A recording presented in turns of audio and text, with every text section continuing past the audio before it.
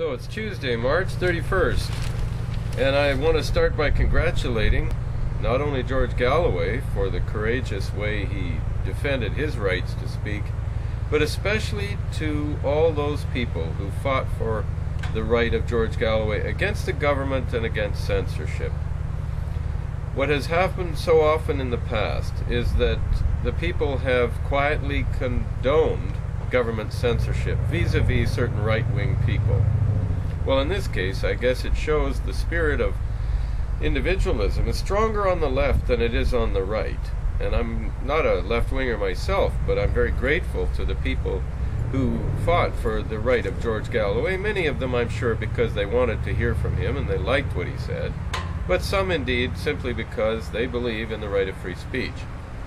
Unless there are more and more people willing to stand up for free speech, there won't be much left in this country. So don't ever count on judges. Now, this story that I've been reading, the Bard MP goads Kenney to debate him, is really good. It shows defiance.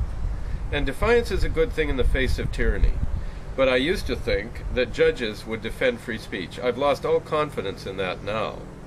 This judge, Judge Martineau, said, well, I don't have enough information now to make a decision, so I'm not going to remove the ban on George Galloway because we have to have a more full hearing. In my view, that was a very cowardly way to deal with it, because the burden of proving that someone is a terrorist should be on the accuser, not on the person who says he's not a terrorist to prove he's not a terrorist. You can never do that. You can make any accusation against a person, they can never disprove it. The burden of proof in every case, particularly when you make such a serious allegation as terrorism against a member of Parliament, you, the government of Canada, Mr. Kenney, should prove it.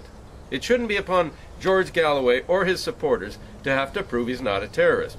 And if the government, who makes this outrageous claim against George Galloway, that he's a terrorist, has got evidence, it should be readily available. It should be obvious. It should be very quickly evident that he is a terrorist if he was.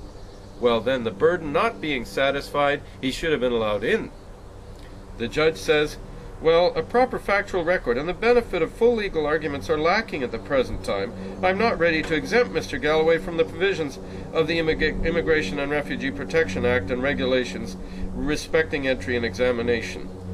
Look, if there was real evidence, it would be readily available, and the burden of proving it should be on the person who makes the accusation, not on the accused himself, to disprove it. So I don't think anyone who has ever thought that judges would defend free speech should take much comfort from Judge Martineau's opinion. So, ladies and gentlemen, my friends who love freedom around the world, you and I are the people who have to defend it. Don't count on government. They love their power. They'll keep it. They'll censor their enemies and favor their friends. They always do. And that's every government. It doesn't matter. Conservative, liberals. The liberals did it just the same. Don't think for one moment they didn't. And one thing about Bernie Farber. What an idiotic thing to say that he's proud of this. This is not a credit to Jewish people. This is not going to enhance the reputation of Jewish people. That they silenced some little member of Parliament. I actually heard him speak for the first time on video. And many others will hear him speak. And he doesn't come across like the person that shouldn't be allowed to speak. He has some very important things to say, and he says them very passionately and very well. All the remarks about him being a toxic clown, those are, when you see and hear what he has to say, they just don't fit. He has some noble things to say, whether you agree or disagree. And I'm really impressed with the fact that free speech is now becoming timely. I've fought for it for the last 20 years, and nobody's really said very much in favor. Because of my clients, I suppose. You know, it sort of depends on whose ox is gored. But now in the National Post, they say, let Galloway in. That's their lead editorial. And they call him a toxic clown, of course. It's sort of the expected thing to do. And then we have Free Speech Shakedown, the new book by Ezra Levant, about Canada's Orwellian Human Rights Commission. Well, great. That's wonderful.